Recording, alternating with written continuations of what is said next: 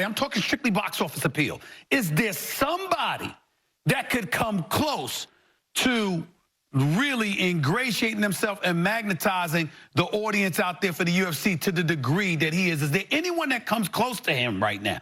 Not right now. There is another one out there.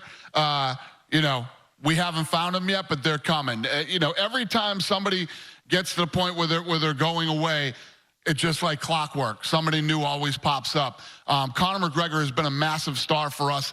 Big crossover guy, not just in the United States, but what he's done for us, you know, in the UK, throughout Europe, Australia. You know, this kid is a massive superstar. You believe that he wants to do this for the long term? 100%, yeah. The kid that I'm dealing with right now, where his head is, where he is physically, mentally, emotionally, this kid's going to fight 3 times this year. We know the mega attraction that is Conor McGregor. Is there somebody else? Is there a few other people that you want to mention that you don't think is getting enough shine? This would be the opportunity to mention them, Dana.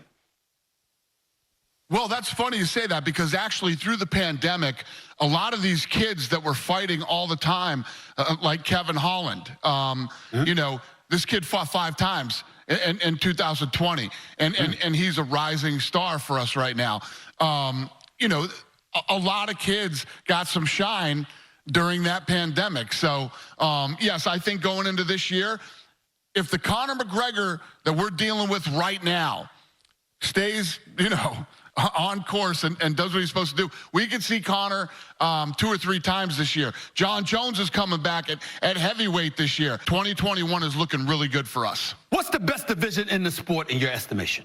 Give it to me, Dana. I'm putting you on the spot. Well, yes, I am. The 155-pound division, without a doubt, is the best division with the biggest stars and the biggest possible fights right now.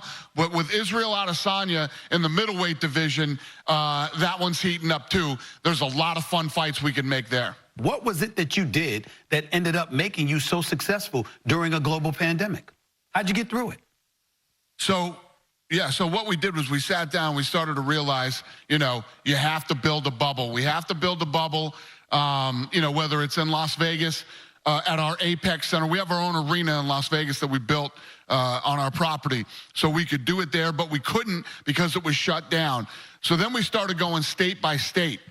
And Florida was open to having sporting events there with no fans. So we started figuring out testing.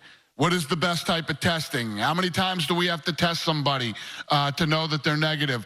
How do we keep people separated, you know, inside this bubble until the fight happens? There was a lot of trial and error. Everything came out great. It turned out good. We learned a lot.